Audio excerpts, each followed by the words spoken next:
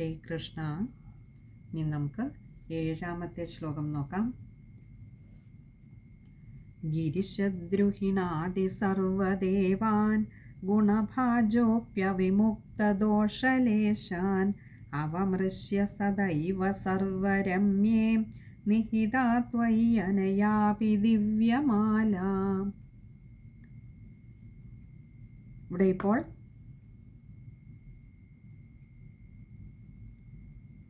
ദേവി ഭഗവാന്റെ മുൻപിൽ അങ്ങനെ വരണമാല്യവുമായി വന്ന് നിൽക്കുന്ന കാഴ്ചയാണ് നമ്മളെ കാണിച്ചു തന്നത്.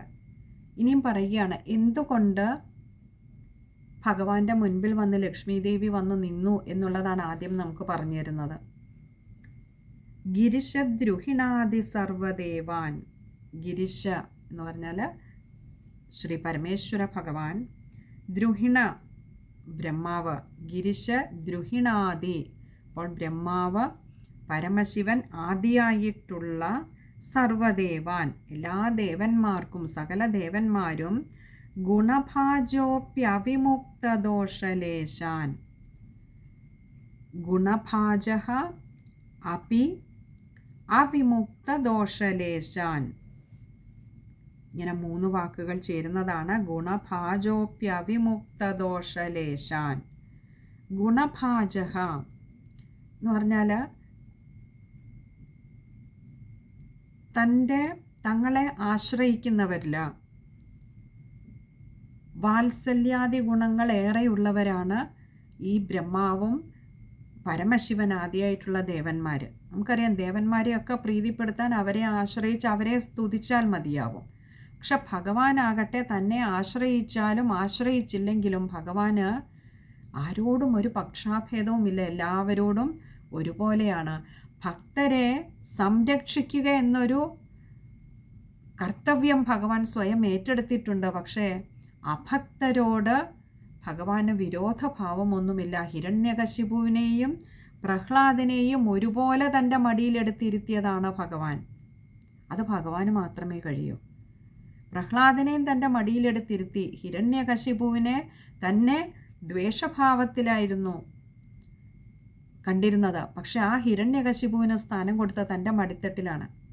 അപ്പോൾ അങ്ങനെ ആരോടും ഒരു പ്രത്യേകിച്ചൊരു ഇഷ്ടാനിഷ്ടങ്ങൾ ഭഗവാനില്ല. എന്നാൽ ബ്രഹ്മാദികളായിട്ടുള്ള ബ്രഹ്മാവ്, പരമശിവൻ ആദിയായിട്ടുള്ള ദേവന്മാർക്കൊക്കെ തങ്ങളുടെ ആശ്രിതരോട് അല്പം വാത്സല്യാദി ഗുണങ്ങൾ ഏറെയുള്ളവരാണ്. അതുകൊണ്ട് തന്നെ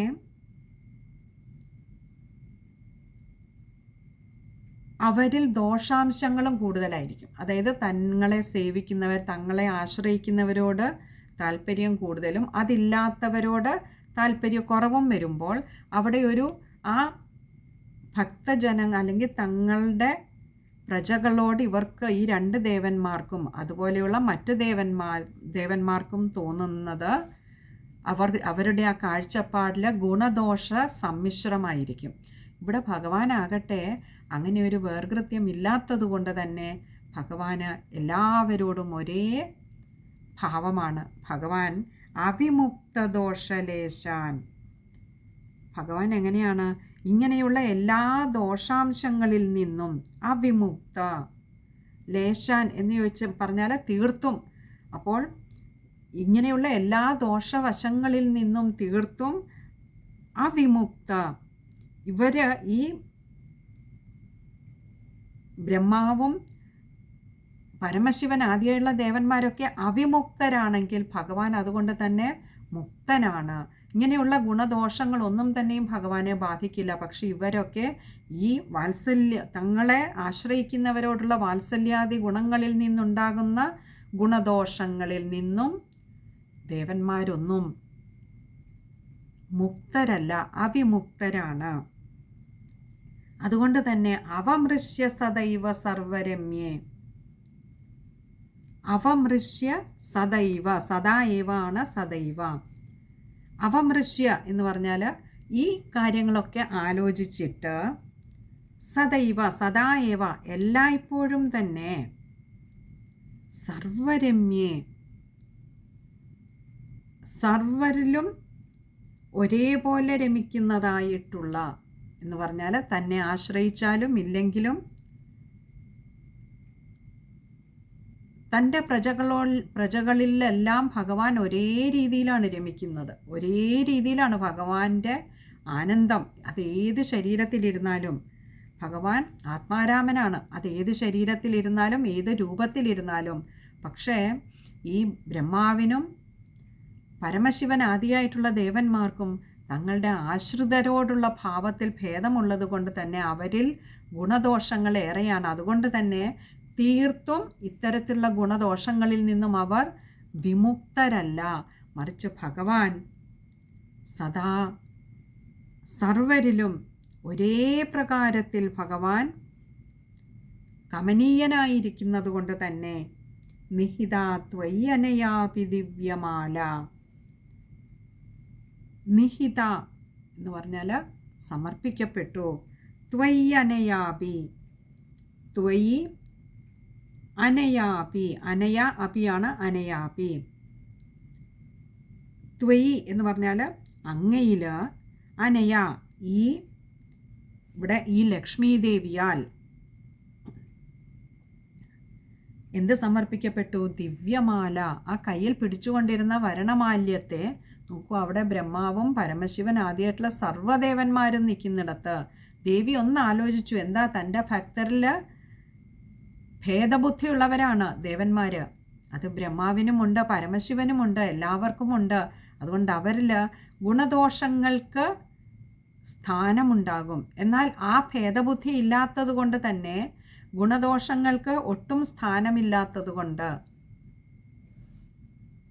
ഭഗവാനാകട്ടെ എല്ലാ ദോഷങ്ങളിൽ നിന്നും എപ്പോഴും മുക്തനാണ്, പരിപൂർണനായിട്ടിരിക്കുന്നു. അങ്ങനെയുള്ള ഭഗവാനെ അങ്ങയുടെ കഴുത്തിൽ തന്നെ ദേവി വരണമാല്യം ചാർത്തി. ഇനി നമുക്ക് ആ ശ്ലോകം ഒന്നുകൂടി നോക്കാം. ഗിരിശദ്രുഹിണാദി സർവദേവാൻ ഗുണഭാജോപ്യവിമുക്തദോഷലേശാൻ അവമൃശ്യ സദൈവ സർവരമ്യേ നിഹിതാ ത്വയ്യനയാപി ദിവ്യമാല.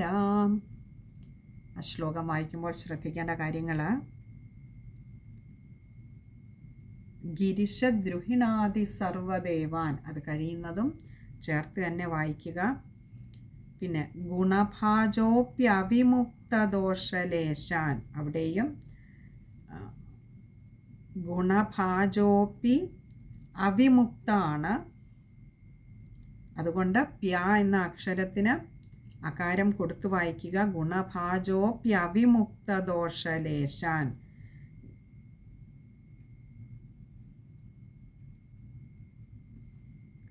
പിന്നെ അടുത്തതായിട്ടുള്ളത്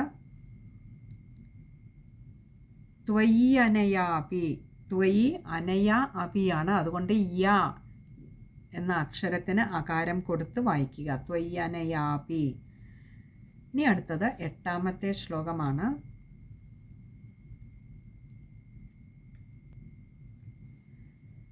ഉരസാ തരസാ മമാനിധൈനാം ഭുവനാനാം ജനനീമനന്യഭാവാം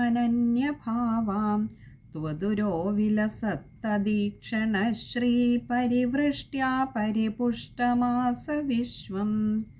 സർവത്ര ഗോവിന്ദനാമ സങ്കീർത്തനം. ഗോവിന്ദ ഹരി ഗോവിന്ദ. അങ്ങനെ ഭഗവാന്റെ കഴുത്തിൽ വരണമാല്യം അണിയിച്ച ലക്ഷ്മി ദേവിയോട് ഭഗവാൻ എന്താണ് ചെയ്തത് എന്നാണ് ഈ ശ്ലോകത്തിൽ പറയുന്നത്. ഉരസ തരസ മമാനിധൈനാം. ഉരസ തൻ്റെ മാറിൽ, തരസ ഉടനെ തന്നെ, മമാനിധൈനാം, മമാനിധ ഏനമാണ് മമാനിധൈനാം. മമാനിധ എന്ന് പറഞ്ഞാൽ ഭഗവാന് ബഹുമാനിച്ചു അഥവാ സ്ഥാനം കൊടുത്ത് ഇരുത്തി ആദരിച്ചു എന്നർത്ഥം. ഏനാം, ഏനാം എന്ന് പറഞ്ഞാൽ ഈ ദേവിക്ക് തന്നിൽ മാത്രം താല്പര്യമുള്ള ഈ ലക്ഷ്മി ദേവിക്ക് തൻ്റെ മാറിടത്തിൽ തന്നെ ഉടനെ തന്നെ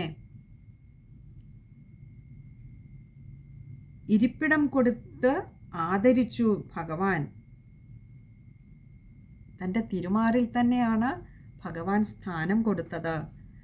ഭുവനാനാം ജനനീമനന്യഭാവാം. ഭുവനാനാം, ഈ ഭുവനത്തിൽ തന്നെ ജനനീം, ലോകമാതാവിനെ, ജനനിയെ, ജനനീം അനന്യഭാവാം, ജനനീം അനന്യഭാവമാണ്, ജനനീം അനന്യഭാവാം. അനന്യഭാവാം എന്ന് പറഞ്ഞാൽ മറ്റ്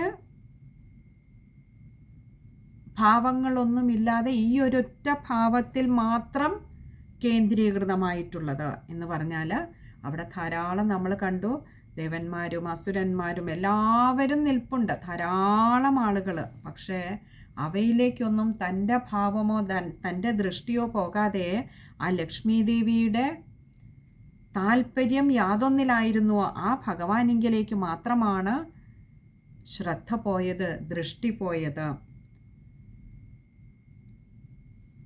അപ്പോൾ മറ്റൊരു ഭാവത്തിലും തൽപരയല്ലാത്ത, തന്നിൽ മാത്രം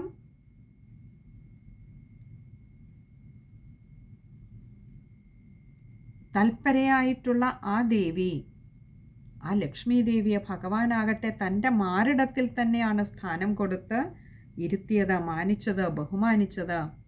ത്വതുരോ വിലസത്തദീക്ഷണ ശ്രീ പരിവൃഷ്ട്യ. ത്വത്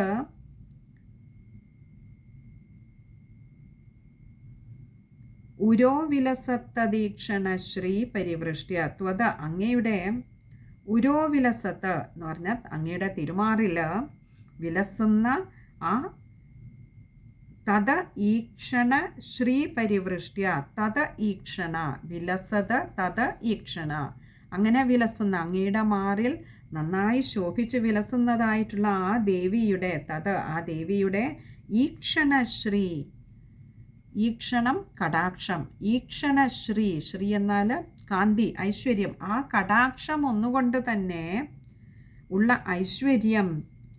പരിവൃഷ്ട്യ പരിപുഷ്ടമാസ വിശ്വം. പരിവൃഷ്ട്യ, എങ്ങും അതങ്ങനെ പരന്നു, തൻ്റെ കൺമുന്നിൽ എങ്ങും ആ കടാക്ഷം കൊണ്ട് തന്നെ ആ ഐശ്വര്യം എല്ലായിടവും പരന്നു. പരിപുഷ്ടമാസ വിശ്വം. പരിപുഷ്ടം ആസാണ്, പരിപുഷ്ടമാസ, വളരെ പരിപുഷ്ടമായി തീർന്നു. സമ്പൽ സമൃദ്ധിയെ പ്രാപിച്ചു. എന്ത്? വിശ്വം, ഈ വിശ്വം മുഴുവൻ തന്നെ സമ്പൽ സമൃദ്ധിയെ പ്രാപിച്ചു.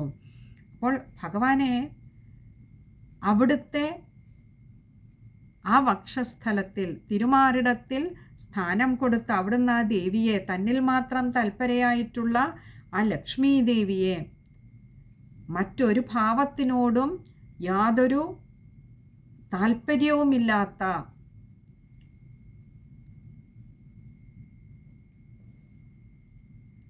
ആ ലക്ഷ്മി ദേവിയെ ഭഗവാൻ തൻ്റെ മാറിടത്തിൽ തന്നെ സ്ഥാനം കൊടുത്ത് ബഹുമാനിച്ചു. അവിടെ ഇരുന്ന ഭഗവാന്റെ ആ ഒരു തിരുമാറിൽ ഇരിക്കുവാൻ ഭാഗ്യം സിദ്ധിച്ച ആ ലക്ഷ്മി ദേവിയുടെ കടാക്ഷത്തിൻ്റെ കാന്തി ഒന്നുകൊണ്ട് തന്നെ ഈ വിശ്വം മുഴുവൻ സമ്പൽ സമൃദ്ധമായി തീർന്നു. ഐശ്വര്യ ലക്ഷ്മി ദേവിയുടെ കടാക്ഷം ഒന്നേ വേണ്ടൂ ലോകം മുഴുവൻ പുഷ്പിതയാവാൻ, ലോകം മുഴുവൻ ഐശ്വര്യത്താൽ നിറയുവാൻ. അങ്ങനെ ഈ വിശ്വം മുഴുവനും സമ്പൽ സമൃദ്ധിയെ പ്രാപിച്ചു. ഇനി നമുക്ക് ആ ശ്ലോകം ഒന്നുകൂടി നോക്കാം. ഉരസാ തരസാ മമാനിധൈനാം ഭുവനാനാം ജനനീമനന്യഭാവാം ത്വതുരോ വിലസത്തദീക്ഷണശ്രീ പരിവൃഷ്ട്യാ പരിപുഷ്ടമാസ വിശ്വം. ശ്ലോകം വായിക്കുമ്പോൾ ശ്രദ്ധിക്കേണ്ട കാര്യങ്ങൾ: മമാനിധൈനാം, മമാനിധ ഏനാമാണ്, മമാനിധൈനാം. അതുപോലെ ജനനീം അനന്യഭാവാം, ജനനീം